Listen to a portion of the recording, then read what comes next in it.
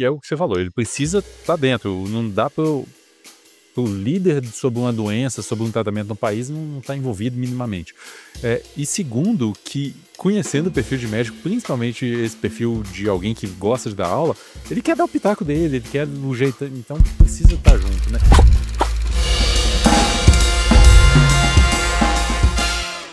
Olá, pessoal, sejam bem-vindos a mais um episódio do Farmácia em Ação, um podcast feito pela Imerso para você, profissional da indústria farmacêutica.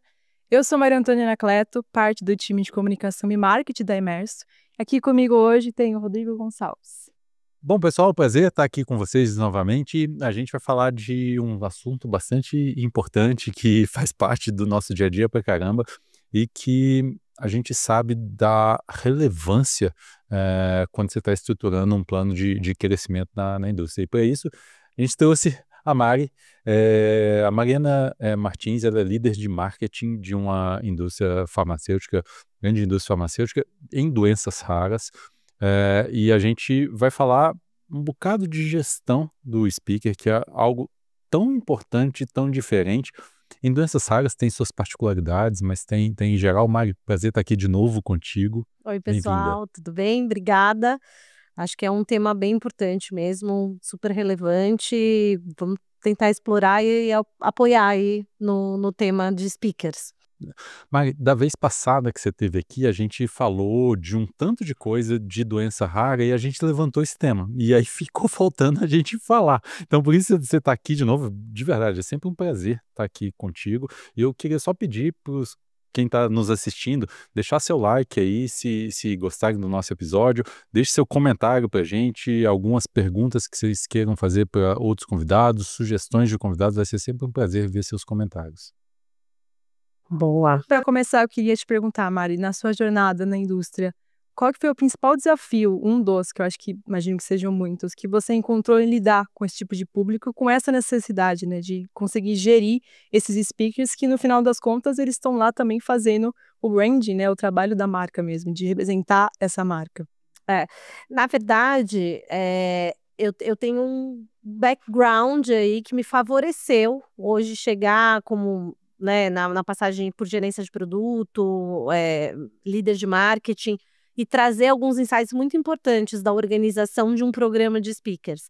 Então, eu passei por uma função dentro da indústria que eu acho que ela nem existe mais, mas era uma função de relações médicas. Era um cargo bem específico de gerência de relações médicas, onde especificamente eu trabalhava nesse gerenciamento, tanto de advisory boards, no desenvolvimento de speakers, e sempre associando, né, qual que era a dinâmica e o impacto da marca traduzindo na comunicação externa com speakers, com experts, né, geralmente das especialidades. Então, essa função em específico beneficiou todo depois uma jornada do que eu venho trazendo e da importância que eu acredito que tenha e a relevância que tem a gente trabalhar com um programa muito bem estabelecido de speakers, desde a escolha de quem serão esses porta-vozes, né, da marca, até a dinâmica de comunicação que a gente nutre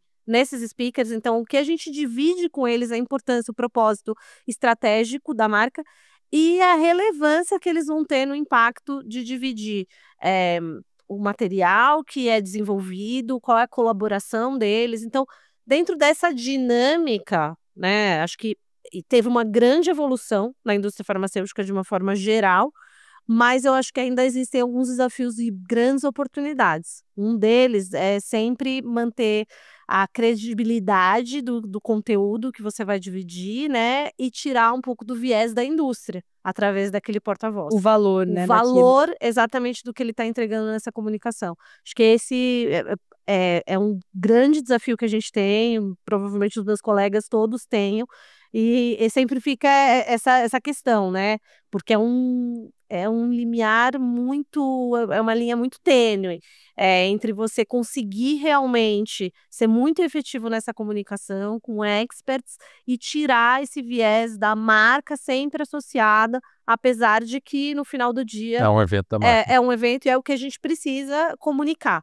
Então, dentro dessa dinâmica de speakers, eu acredito que esse seja o grande desafio. Ô Mari, e pensando lá nos gerentes lá médicos de produto e que tem esse desafio na mão, começando com algumas dicas, óbvio que cada marca vai ter uma verdade, porque depende da patologia, depende da especialidade, depende de N situações.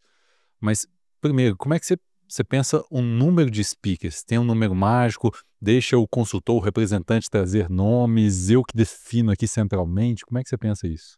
Eu gosto sempre de dividir, acho que é uma boa dica, né? Você dividir assim, uma lista nacional, que geralmente são líderes de opinião ou experts da doença em si, especialistas naquela doença, que geralmente elas são pré-definidas com a área médica, né, de responsabilidade da área médica, junto com a área de marketing, e ela tem que ser equânime. Então, ela tem que estar de uma forma muito equilibrada no país. Tá. Né? Você E tem aí que você ter falando mesmo referências. KOL, grandes Grandes especialistas, especialistas. referência, tá. E depois, uma lista de eu costumo chamar de advocates, que seriam caras regionais com uma parte colaborativa de insights do time de campo ou de MSLs também, validada pela área médica, para que a gente tenha aí também, de uma forma regionalizada, speakers, advogados locais da marca, e aí realmente você faça uma massificação da informação como um todo. Então, é uma dinâmica que aí vai muito de especialidades, né? Quando você fala da cardiologia, você vai ter uma lista aí provavelmente de uns 100 nomes, Grandes, né? Quando você fala de oncohemato, provavelmente você vai ter 30, 40 Perfeito. nomes. Doença rara, talvez Doenças mais raras, restrito ainda. mais restrito. Então, depende muito da dinâmica do negócio. Legal. E pensando nesses médicos, o KOL geralmente ele é alguém um pouco mais velho, já tem experiência, dá aula em congresso, está acostumado.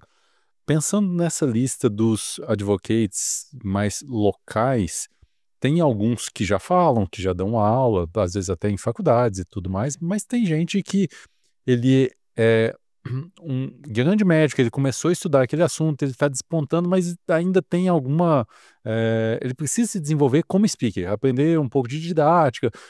A indústria tem papel de apoiar isso? Consegue, não consegue? Eu sei que as séries de compliance hoje vetam muita coisa disso. Eu acho que a gente tem um papel conjunto, né? Geralmente, você tem aqueles caras que são rising stars, né? Que são né, médicos locais, mas que estão numa Despontando, ascensão, né? Sim. estão despontando. E existe uma seleção velada, assim, né? Ela não é totalmente aberta, mas você já vê algumas referências, já vê a forma de comunicar, você já vê a forma de interagir, a performance, mesmo diante de interações com líderes de opinião ou dentro de grandes instituições. Isso já é um sinalizador de que ele tem um possível talento para performar dentro de uma aula da indústria. Então, isso é falado. Geralmente, esses caras já estão aí na boca O consultor fala, eu o quero. consultor fala, olha, eu vi ele numa aula, numa reunião, o cara expõe bem, fala bem, e tem uma boa didática. E tem outros caras que são caras mais de bastidores mesmo, né? Então, que são rising stars, são experts na doença, mas na forma de comunicar e para eles darem uma aula, às vezes não tem esse perfil. Hoje, eu não vejo mais a indústria apoiando um modelo de didática, de formas de comunicação, assim, de tipo, então a gente vai fazer um speaker training e aí a gente vai colocar também a didática, a apresentação. Fica muito mais no critério de storytelling, do fluxo da apresentação, de como ele consegue determinar para público-alvo a palestra, se preparar para isso. Geralmente, o que a gente pode fazer? Se é uma indicação do campo, se é um cara mais regional, a gente pode usar ele de forma mais colaborativa na cocriação do slide deck, por exemplo. Porque ele é um cara científico, ele é um expert, mas ele não tem as técnicas ou não quer desenvolver as técnicas para uma apresentação. Então, ele vai fazer parte daquele grupo, mas ele vai, de repente, dividir muito mais com o corpo clínico que ele trabalha, dentro do serviço que ele trabalha, mas ele vai ser parte colaborativa do desenvolvimento do slide deck. Isso também é uma outra técnica que a gente costuma utilizar bastante, dependendo do perfil. Se ele tem um perfil mais realmente professoral, de que dá palestras e tem esse desenvolvimento de speaker, ou se ele é um cara que é um expert vai ter voz ali, vai ser um influenciador indireto, né? Vai ser consultado, mas em grupos menores. E tem perfil, né? Tem o cara que dá aula para um teatro com 1000 pessoas e tem um outro que é muito bom para grupo de 5, de Sim. 10. Então, acho que também. Então, tem essa divisão. Não acho que hoje em dia a gente tem uma técnicas de apresentação dividida. Mas você já tem esses grupos que a gente já sabe como utilizar. E depois de identificado esses perfis, como que você entende que é estratégico fazer com que, de fato, o speaker esteja alinhado à mensagem que a indústria quer passar? Que acho que Maria, isso que é o principal, excelente. é o ponto importante, Acho né? que tem dois pontos, né? Tem a mensagem que a gente precisa que seja passada. Então, do ponto de vista de marketing, a gente sempre vai ter os claims que a gente quer e que são relevantes, os diferenciais do ponto de vista científico e que precisam ser abordados. Ou até mesmo num caso de doenças raras, às vezes você tem o caso que você precisa realmente ensinar sobre aquela doença, ensinar do diagnóstico ao tratamento, toda uma jornada mesmo, então, do ABC. E aí, essa colaboração coletiva do desenvolvimento desse slide kit, para mim, é essencial que aconteça, junto com esses caras, para que eles façam parte, principalmente os grandes experts da doença. Porque no final do dia, ou eles vão ser consultados, ou eles vão estar dando essa aula e eles precisam precisam fazer um endosso, né? Tem Porque 2 pontos importantes nisso. É porque você pega esse grande expert, meio que é o que você falou, ele precisa estar dentro. Não dá para o líder sobre uma doença, sobre um tratamento no país, não está envolvido minimamente. E segundo, que conhecendo o perfil de médico, principalmente esse perfil de alguém que gosta de dar aula, ele quer dar o pitaco dele, ele quer do jeito, então precisa estar junto, Porque né? tem alguns vícios, né? E até uma forma boa de se pôr alguém mais novo e aprendendo a história com alguém mais velho, faz semestre. faz essa troca. E geralmente esse cara, o KOL, não vai ser ele que vai dar essa aula de slide deck, de aula formatada mesmo da indústria, né? Ele vai estar dando muito mais aula da doença, uma aula mais ampla, uma aula mais realmente para um foco promocional, vão ser a base mesmo, os advocates, os caras que estão treinados e que vão precisar massificar as informações. E aí a gente também tem um outro ponto que é muito desafiador, que é você manter. Você tem uma lista de 100 caras. Como que você vai realmente fazer com que eles sejam escolhidos, né, Senão para ele dar faz aula? uma aula Senão por ele, ano, né? senão você treinou ele, E ele não entendeu? dá E aula. aí, sei lá, vou dar um exemplo, o cara de São Paulo viaja para o Nordeste, para Salvador, para dar aula, sendo que você tem um speaker lá. Então, essa dinâmica tem que ser muito alinhada entre campo, marketing e área médica. Todo mundo precisa Bem saber. orquestrado, né? Muito bem orquestrado, muito bem orquestrado. Eu, particularmente, tinha um sonho que eu acho que a gente está conseguindo até que realizar, que é ter uma plataforma onde você tenha visibilidade de todos os caras que estão treinados, de updates que são necessários fazer com esses caras e também de evoluir de quais caras deram aula, teve Ter algum histórico, feedback, ter um histórico. Porque hoje eu sei quem são esses caras, mas eu saio daqui, entra uma pessoa nova, não tem esse histórico. E aí acaba que essa lista morre e sempre os 10 caras principais é o que vão viajar ao Brasil. Você sabe que esse ponto que você comentou é importante. Eu tive agora no Congresso de Dermato, no Rio, e Congresso Brasileiro de Dermato, e uma colega que é gerente de produto de um tratamento para psoríase, me procurou com esse desafio. Primeiro, eu tenho N speakers país afora, esses speakers querem ter alguma autonomia para os casos, então eu preciso de ter o que lá a gente está usando o caso clínico, mas não pode ser precisa ter uns 10 diferentes, porque alguém quer falar da psoríase na pele negra, o outro quer falar da psoríase no paciente que tem artrite junto, enfim, N situações diferentes. Mas ela falou que ela não tem time médico para ficar aprovando cada kit slide, então ela precisa de controlar quem deu aula, quando deu aula, as aprovações, está pré-aprovado, se ele sugeriu alguma mudança, tem que apitar lá para eles. Então, tem várias dinâmicas que tem que acontecer, né? Hoje eu acho que com a gente trabalhando na era digital, a gente precisa ter isso. Na A indústria tecnologia farmacêutica, para o nosso favor, a né? tecnologia tem que funcionar a favor e essa plataforma, eu sou super defensora de que tenha, se você tem um programa, tem essa plataforma, o treinamento flua, e a cada 6 meses, sei lá, se for for uma dinâmica de mercado muito que tem atualizações frequentes ou que vão vir grandes atualizações, você faz ali essa dinâmica de renovar ali a credencial do cara, ou o certificado de que ele vai Saiu ser alguma coisa speaker. nova, mudou um slide, ele tem que Ele ver. tem que ver, Ah, ele tem que estar ciente. Então, a dinâmica da tecnologia tem que agilizar esse processo para apoiar a gente, porque realmente tem um speaker program muito estabelecido, né? Sem utilizar hoje a ferramenta digital, é uma dinâmica que dá muito trabalho para todo time envolvido na marca. E acho que até conseguir compilar dados para metrificar o desempenho desses speakers, né? conseguir tentar Legal. dar de ROI, né, disso. Exatamente. É um dado muito rico, muito estratégico para a Dá marca. pra gente evoluir muito ainda. E você já teve algum problema com o speaker quando você solta um PowerPoint? Eu sei que ele vai, ele vê a aula, ele assiste, ele sabe lá que ele tem que mandar para aprovação, mas o slide está com ele.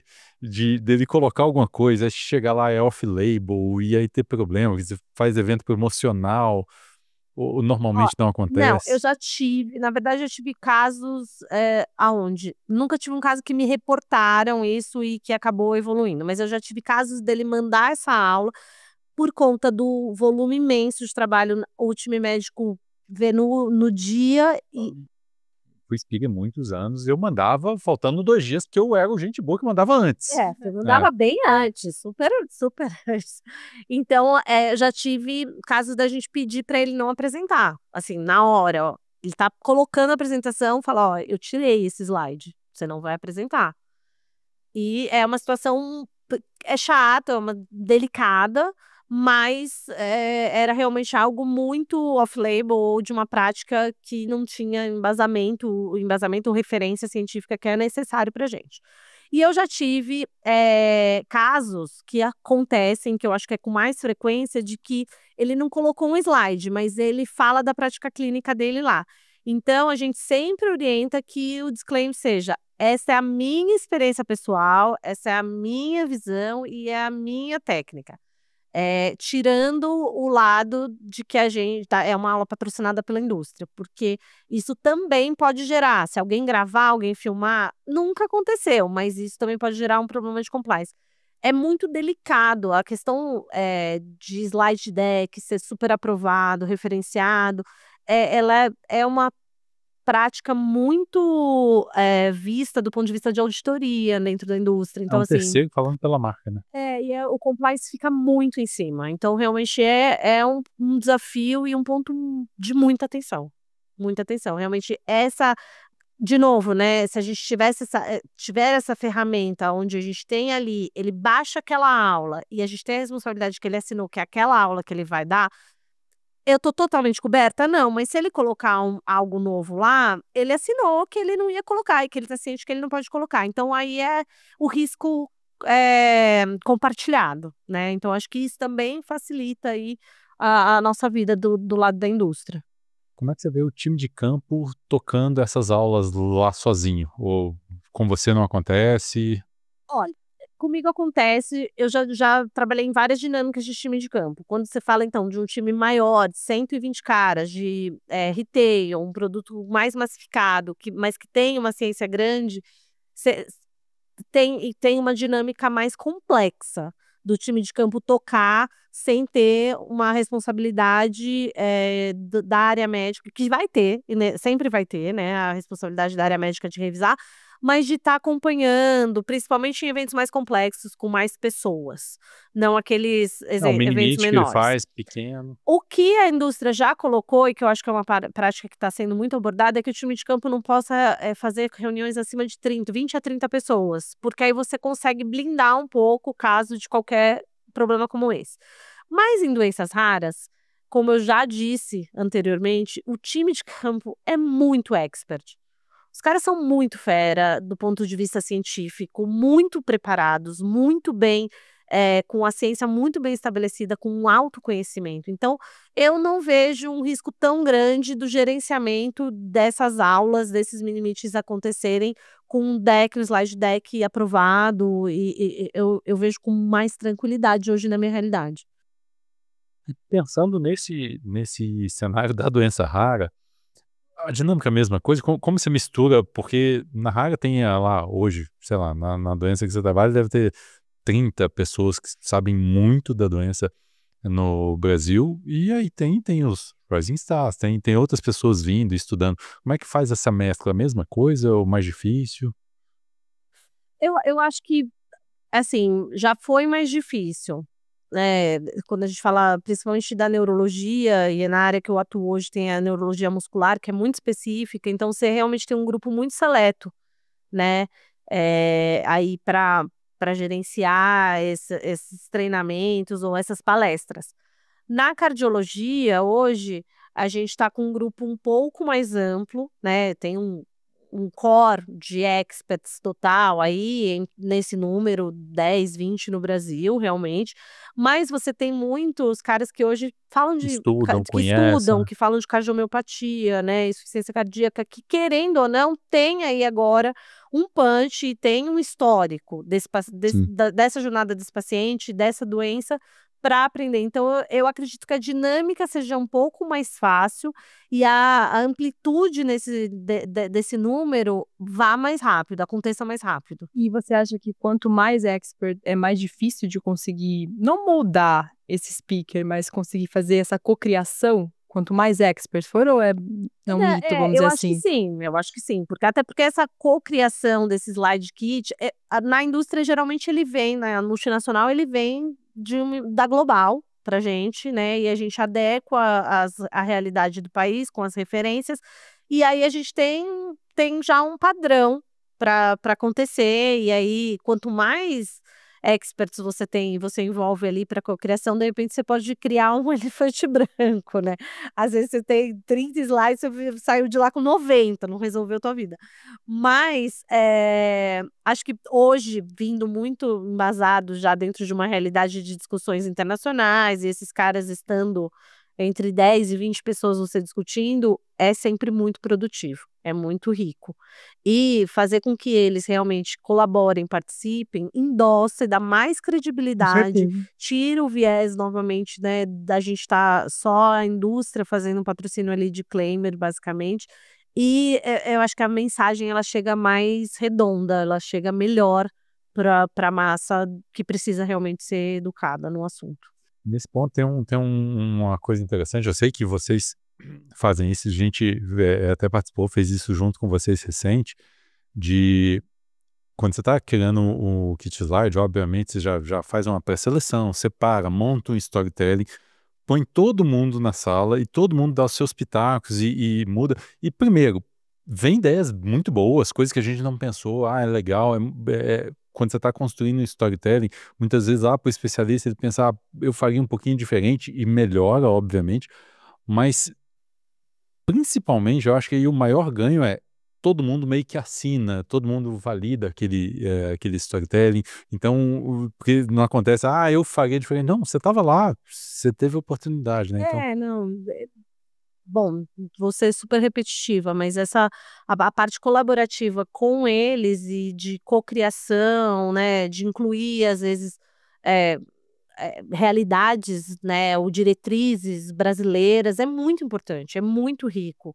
Então isso facilita também depois a nossa sobrevenda aí, entre aspas, para ir para o mercado com algo que realmente vai fazer diferença para o médico, né, para quem vai ser a plateia, o target. E você tem modelos e modelos. Você pode fazer esse modelo colaborativo, onde ele realmente cocrie o esquema do slide, ou você pode fazer um modelo colaborativo onde ele dê ideias de divisões dentro desse slide kit de target, de público-alvo, de quem poderia, para quem você poderia dar aula com determinados slides, ou encurtar, ou alongar, ou incluir ou também fazer perguntas, quais perguntas que seriam mais relevantes, treinar os outros em perguntas. Então, é muito rico você ter esses experts alinhados, porque quando você vai cascatear para a parte regional, para os speakers locais, regionais, você tem muito mais conteúdo, você tem muito mais credibilidade, você tem muito mais força como indústria endossado por experts.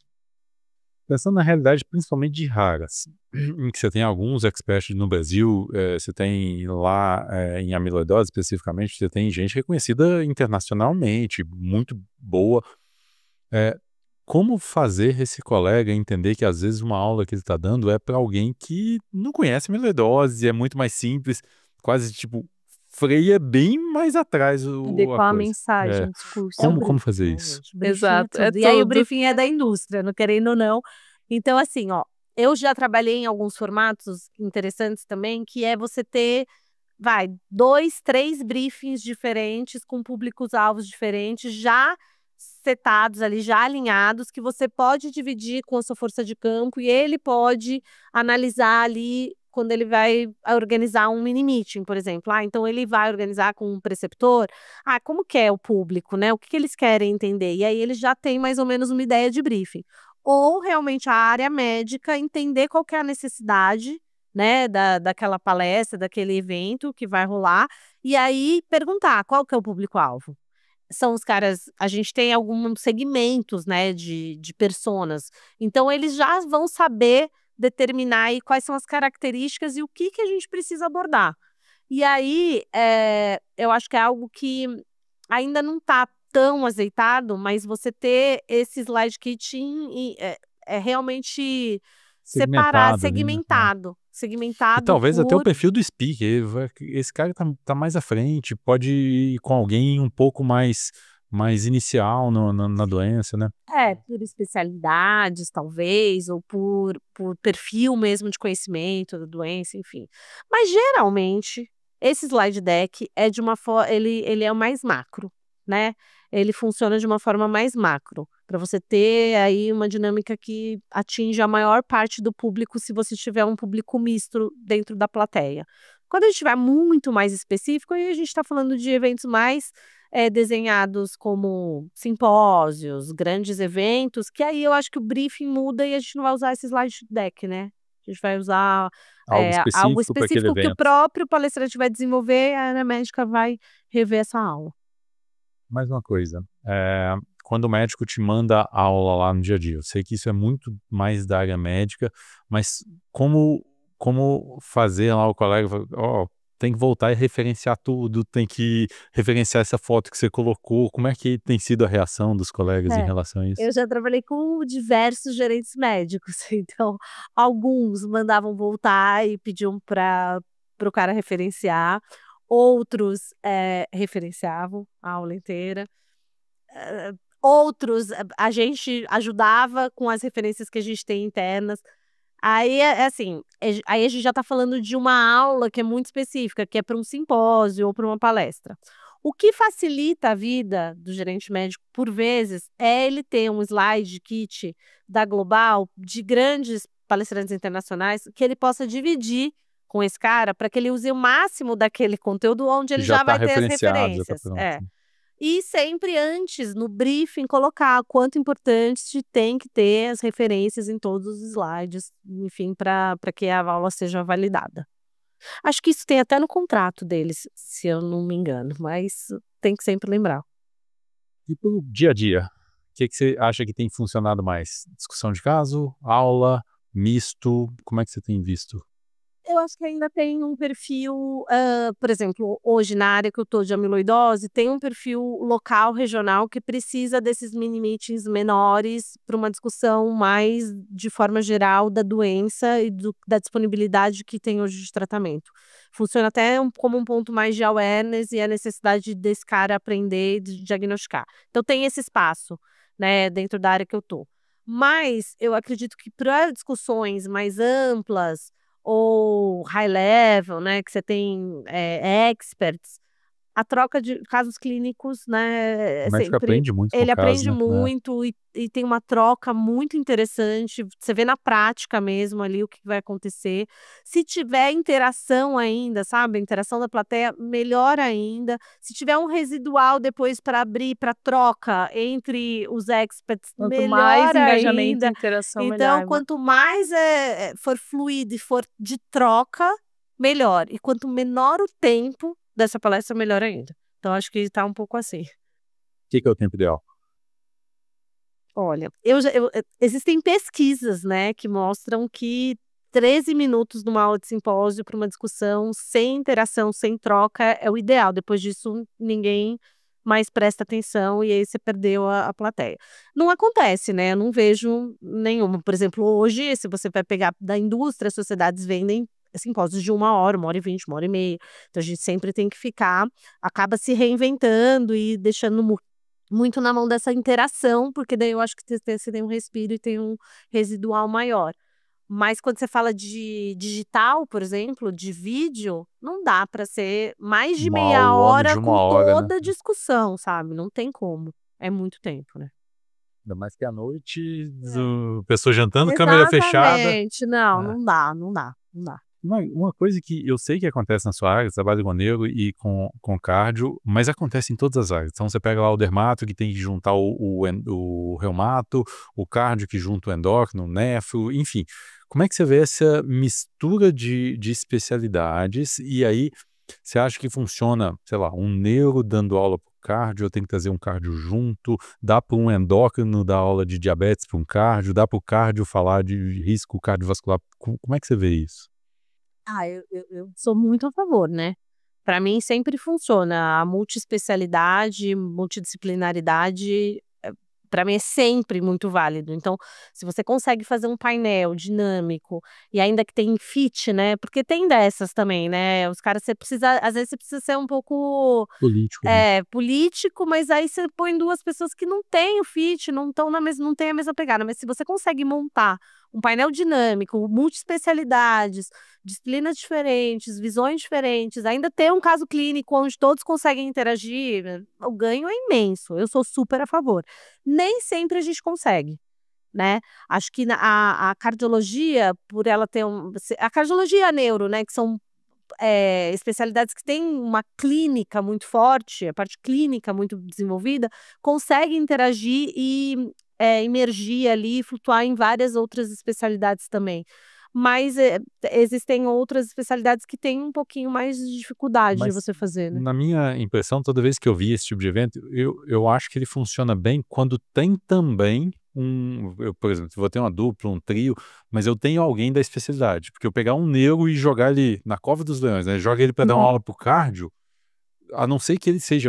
Eu conheço alguns que são muito bons, mas ele fica meio. Ele vai ser bombardeado ali pelos cardios. Ou a mesma coisa, você pegar um endócrino e pôr para ele falar de diabetes pro cardio. Ele vai falar de octeto lá, e o cardio vai falar, cara, o que você tá falando? Eu quero falar de desfecho, então tem. Recentemente, acho que a gente já fez, levou uma neuro só para palavra cardio, né? Foi muito válido. Acho que quando, de Então, novo, quando ó, você pega o acho que você perfil tem uma ideal, né? referência, né? Você tem um expert, uma referência nacional, uma sumidade ali, não Referente, tem né? dúvida, fica diferente. Ou quando você faz esse briefing específico. Então, eu já fiz isso também, ó. É um caso clínico, cada um tem da sua especialidade, faz a dinâmica, dá a opinião, e esse tem um moderador nacional que faz toda essa junção. Aí eu acho que flui e a plateia nem sente. É uma opinião muito minha, que já vi formatos desses terem muito sucesso. Mas já fiz também palestras, simpósios com até empresas que eram só de cardiologistas para públicos diferentes e que não funcionou. Também no final do dia não agregou o valor que poderia ter agregado, porque de repente não tinha um especialista da área ali endossando. Enfim, existe muito dessa politicagem também. Eu prefiro chamar de politicagem, mas pode ser, eu posso estar equivocada também. Enfim. E Mari, você já compartilhou alguns acertos que você teve lidando com speakers, mas acho que algum aprendizado que você, né, conseguiu absorver nessa sua trajetória, que acho que resume muito bem o que a gente está conversando aqui, algum insight que você percebeu que é importante quando vai se lidar com esse tipo de recurso, né, que acaba sendo um recurso para a indústria. Olha, eu acredito muito nessa troca, nesse crescimento que a indústria pode prover, pode apoiar, principalmente do grupo de Rising Stars. Então, um aprendizado muito grande é que eu tenho hoje, posso dizer que amigos, médicos, aonde lá atrás eu de alguma forma suportei, né? Era um Rising Star, suportei, apoiei. A gente tem esse papel como indústria de colocar em dinâmicas, em discussões com caras nacionais de alto gabarito, internacionais, e a pessoa se desenvolver, chegar, hoje são caras realmente diferenciados. Então, acho que na dinâmica da indústria, essa rede que a gente constrói com os speakers é tão importante, essa sensibilidade nossa de desenvolver também, de apoiar, desenvolver esses caras, realmente tem um impacto diferenciado. É uma troca, É uma né? troca, é uma troca. Vai, infelizmente nosso tempo tá chegando no final. Eu queria saber se tem alguma mensagem, alguma coisa que você pode deixar para o colega que está nos vendo, que tem esse desafio, tem que gerir lá um conjunto de speakers, tem essa dificuldade. O que você sugere? Como é que você... Olha, eu acho que realmente utilizar as ferramentas digitais para apoiar o desenvolvimento dessas plataformas de programa de speakers faz toda a diferença hoje na indústria. Acho que a gente pode. Existe um grupo de discussões de modelo, de como funcionaria, de quais features seriam necessários terem nesse tipo de plataforma, mas seria algo que, se for um movimento conjunto da indústria, a gente conseguiria até fazer um modelo onde o compliance entenda e veja valor e agregue valor. Então, eu espero que a gente evolua muito rápido aí para ter esse tipo de ferramenta de forma linear para todo mundo. Maravilha. Pessoal, obrigado. Espero que tenham gostado do nosso episódio. Eu adorei ter você aqui novamente com a gente. É sempre uma aula conversar contigo. E de verdade, eu acho que teve muito aprendizado para quem está lá no campo com essa dificuldade, está aí no dia a dia. Espero que vocês tenham gostado. Deixe o seu joinha aí para a gente. Curta o nosso episódio. Deixe seus comentários. É sempre um prazer ver os comentários de vocês. É sempre bom ter essa interação aí com vocês. Obrigado, pessoal. Obrigada, gente.